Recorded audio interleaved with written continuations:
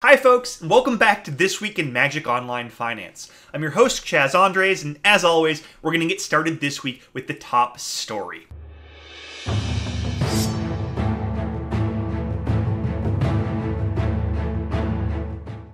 Of course, it's Dominaria, which is finally being released on Magic Online, April 20th, which is this coming Friday. And get ready because singles prices always start out high during the first couple of days of standard legality. If you see a good price for what you open, I'd sell it right away. Now, if you just can't wait to start buying cards, I'd take a look at what Ixalan has to offer right now.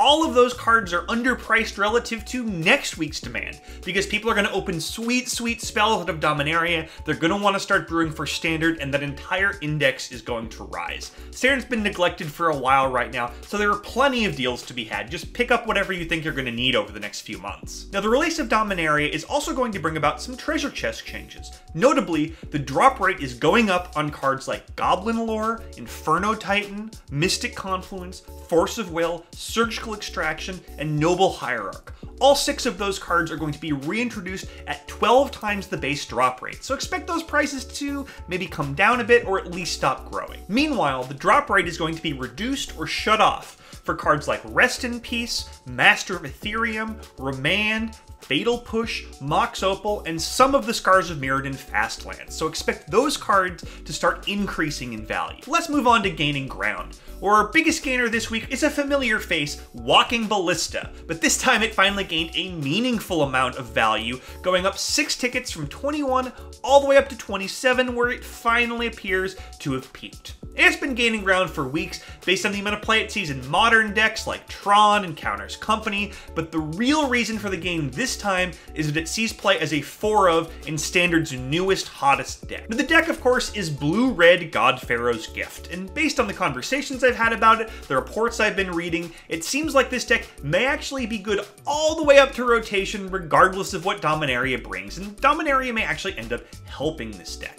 So what that tells me is that even though Walking Ballista may not make it too much further past this 27 ticket mark, it may be better to sell now, it might not drop below 20 again either, so holding isn't bad if you want to play these cards. Let's talk for a minute about the other key card in Blue-Red God Pharaoh's Gift, a mythic from Amonkhet called Combat Celebrant. Now, in Paper Magic, this mythic went from bulk mythic status up to about $8 over the past week based on surging demand, but that really didn't happen on MTGO. The card did go from bulk to about the 3 ticket mark before trailing off back toward 2 tickets now. And this is because the MTGO market is just a whole lot more efficient than in Paper Magic. Prices move a little bit lower if they have fewer overall demands placed on them, and this card just isn't played in any other deck. Now, even though Combat Celebrant peaked at 3 tickets, it went back down to 2, it appears to be dropping still, I wouldn't mind buying a set or 2 of them right now. Thing is, standard demand on MTGO is really low at the moment, and that will absolutely change when Dominaria is released. Now, a lot of people aren't going to want to buy into this particular deck because it's going to rotate in September. But if it's tier 1 this summer, there's still room for Combat Celebrant to be a 6, 7, 8, 9 ticket rare, and that's just a really good gamble for your 2 tickets now. So I'm going to grab a few sets now, hold on to them just in case this deck is as legit as it seems. Let's move on to Modern, where our biggest gainer of the week, Collective Brutality. Surging 6 tickets from 31 up to 37, it continues to climb from there. And if you paid attention to our most sold cards on MTGO segment last week, they shouldn't come as much of a surprise. The card has been flying off the digital shelves for a while now. It was one of the most sold cards last week, mostly because of the amount of play it sees in Black-Red Hollow One, as well as Death Shadow and Jund and several other tier 2 decks. Now, I would like to say that changes in the metagame is going to cause Collective Brutality to start losing value, but whenever the metagame is shifted, this card has always found its way into at least one tier 1 deck. So at this point, I have to believe this card is going above 40 tickets, and I'm not sure when it's going to come back down. Let's move on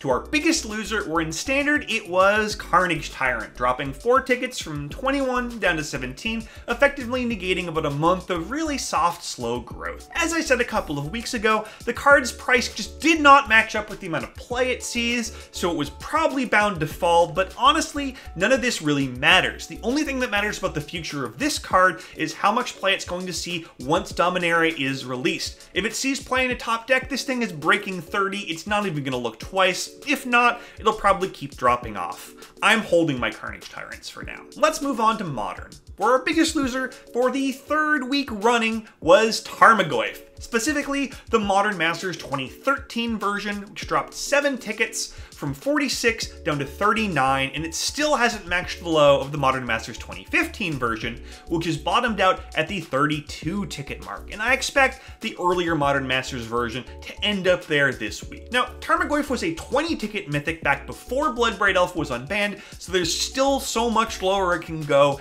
if Jund ends up seeing no play. But I don't think that's going to happen. Tarmogoyf isn't bad, and Jund isn't bad. It just got way too popular, way too fast. People tuned their sideboards in against it, and now we're just kind of leaving it for dead. I actually think that Tarmogoyf has what it takes to be sustainable somewhere in the 30 to 40 ticket range, maybe even a little higher on days when Jund is pretty good. So if you've been holding off on buying these on my suggestion, now's the time to start thinking about going back in. Now this week's sneak is a card you've definitely spent some time thinking about. It's Chalice of the Void. And Chalice isn't on top of anybody's acquisition list right now. It's not seeing a ton of play in Modern, it was just reprinted, but it still managed to go from 24 tickets up to about 31. And this is a card that's going to keep going up from here. Either it's going to become a bigger part of the metagame, or we're simply just going to move further away from when it was reprinted. So I would buy in now. Remember, these master sets are opened in much higher quantities in paper than on Magic Online because the EV Online is just so bad. So they tend to rebound much quicker and harder on Magic Online. As always, we're going to end the week by taking a look at the MTGO traders' sales data over the past 7 days. And this gives us a really good sense of which cards are the most popular on MTGO right now. Now, in terms of most sales by volume, both Path to Exile and Faithless Looting have been creeping up that list, and there's not a lot of financial action to take there, but it's worth remembering those cards' popularity as we think about the current state of the Modern metagame. In terms of most sold rares by volume, it was Thoughtseize this week, a card that's been really high on this list for a couple of weeks now. And it has actually crept up about a ticket this week, but I really think this card is going to pop off in a major way at some point. I know I've been talking it up for a while now, but you absolutely need to get your copies now if you've been putting it off. Now, in terms of overall value sold, Mox Opal has moved straight up to the very top of that list. And this is a card that wasn't even in the top 5 last week. There's been a significant surge in demand. This is a card that's been slowly creeping up since mid-March, and they just dropped it from the treasure chests, so it's poised to make a significant increase over the past couple of weeks. This is a card you definitely want to keep your eye on and grab a couple of copies if you've been putting off doing so. That's all I got for you this week. Don't forget to like the video, please subscribe to the channel, and I'll see you next Monday morning for another episode of This Week in Magic Online Finance.